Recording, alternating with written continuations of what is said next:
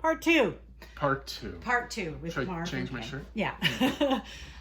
So one of the other reasons I really wanted to talk to you is because you have sat on both sides, right? So Yeah. you've sat on the casting side as well, and I think having a perspective from that side for actors is really important, especially for small roles, because it seems like such a vacuum, especially now in the self-tape land. It seems like such a void that we send these things off to, right? Well, yeah. Like my experience, as I said in part one, was unique because Winnipeg being sort of this little island in the prairies, we wanted to try and keep everything there. So we cast so many Winnipeg people, and we just became very familiar with that pool of actors. But what it does give you perspective on is just how flexible things can be. And a lot of the times, especially with showrunners on these series, like like I was saying before, it is about time. And if they know who they can cast, it makes things way easier for them. And part of your job is just make things easier for everybody.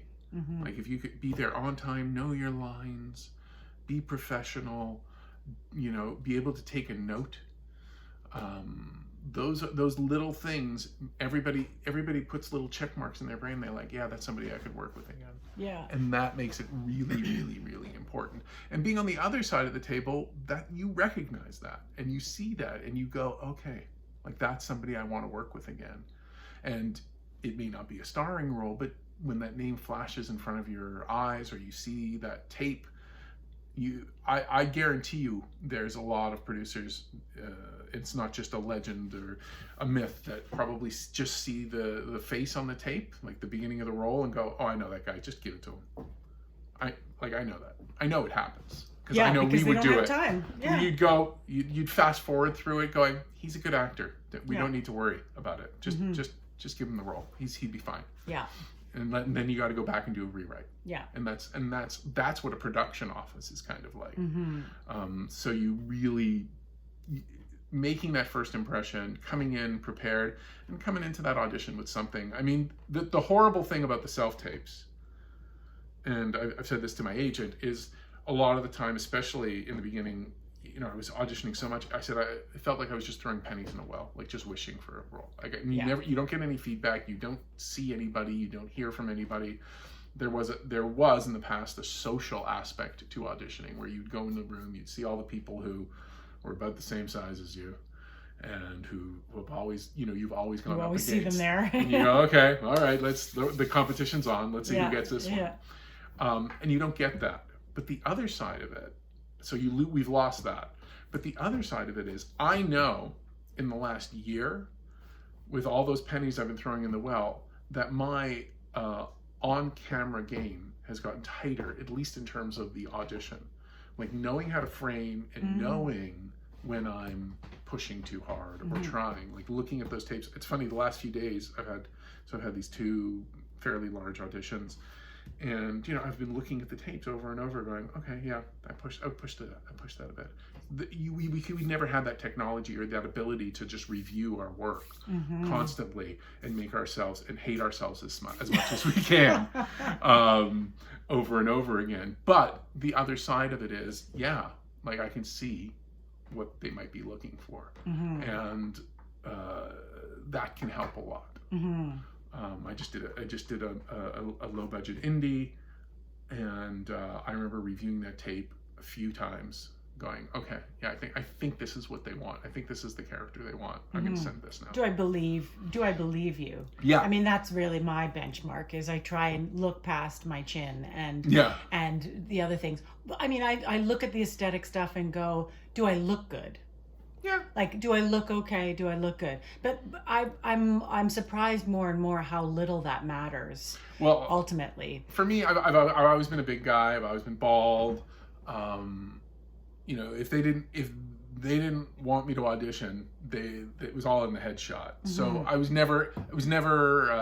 I heard from casting people and teachers right away, like, you're never going to be the romantic lead. Now that's, if I wrote myself something, it's possible I could, but so you kind of accept sort of a little bit of that I don't want to call it defeat, but you get the reality of like, well, what do you see on television? Am I going to be that, or am I going to be that? And the fact is, a character actor can make a very, very, very good living, and things can happen. You never know.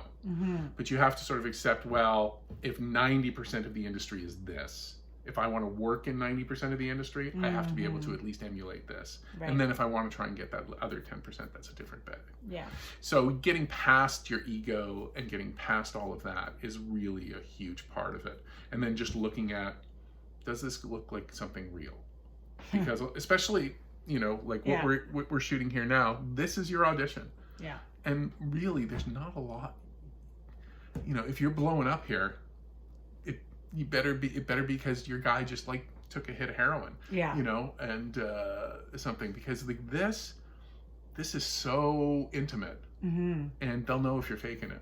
Yes. So you gotta be who you're gonna be in that. Yeah. And you know, I've done. You can have a little quirk and a little bit of character, but when you're like this, there's not a huge amount you can do. Now, some of the auditions I've had, which are a lot of bang, bang, shoot, shoot, oh, punched in the face, those are the most difficult. Yes. And when those auditions come in, I laugh. Like, okay, I fall out of frame a lot. Like, you just start to get used to that. Those are the most difficult things to audition for, frankly, are the ones that have some sort of physical component. Yeah, where it's like I don't even know why they send out sides like that. It to me is like you have to act like you're being punched in the face on the casting, and kissing too. Kissing is really really rough. Have you ever had to be on the casting side? Have you ever sent out an audition like that where somebody got punched or kissed or? We never saw a point of it.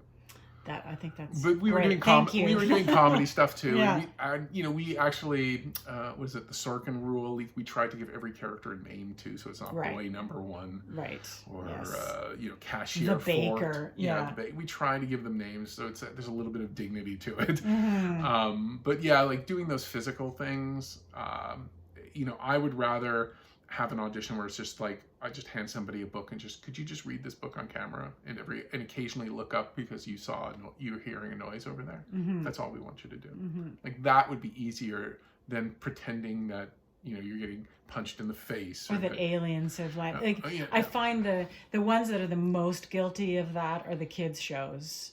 Yeah. Because they often have fantastical things, magical things happening, and you really have to.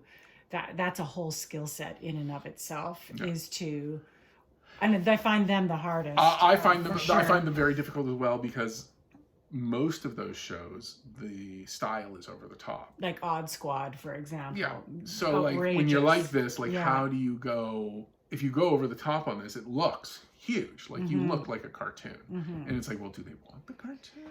In Odd Squad, they do. They do. Yeah. So you have to kind of know the show a little bit as well, but. For me at least, the majority of the stuff that I'm auditioning for, it's very, very real. It's a lawyer sitting at a desk. Like I just did one. There's a lawyer sitting at a desk going, well, the trial is set for 8 weeks from today.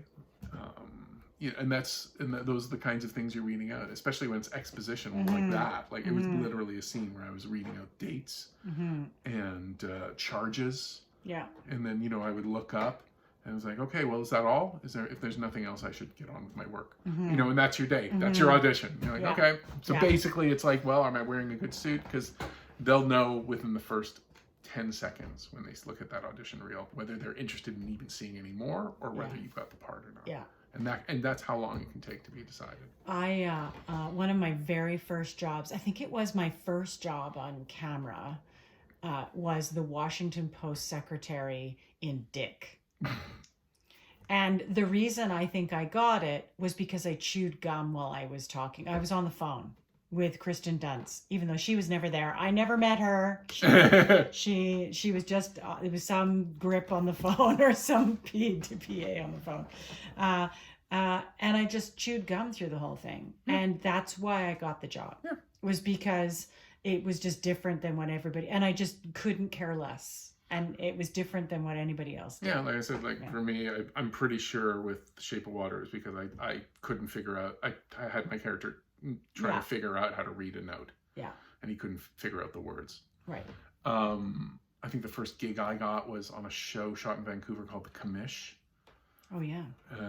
I was a fireman, and I had to run in and save a baby from a burning house. Oh, that's a good one to get for the Yeah. first one. And basically it was like giving an order to one of the other firemen and then just running in. That was the whole thing. And the funniest part was, like, there were actual firemen there because there was a fire truck. It was outside of a house, and there was an actual fireman. I'm wearing a real real fireman's outfit, and with the tank on the back and the headgear and stuff like that. And then, you know, when he come out with the baby, you have to rip it off. And they're about to call action, and the suit starts to make this clanging noise, bang, bang, bang, ding, ding, ding, ding, ding, ding, and I'm like, guys, and the fireman comes over, hey, Hero, come here. It's just your oxygen tank. You just got to switch this thing on. I was like, oh, okay, all right, Hero, go save the baby. And that was my first day. It was like, thanks, guys. And then I thought, like, they could have had one of these guys do it, but they had to hire an actor person to do it. Right. But that was my first job ever. And with the firemen's like sitting there drinking a Coke going, hey, Hero, come here.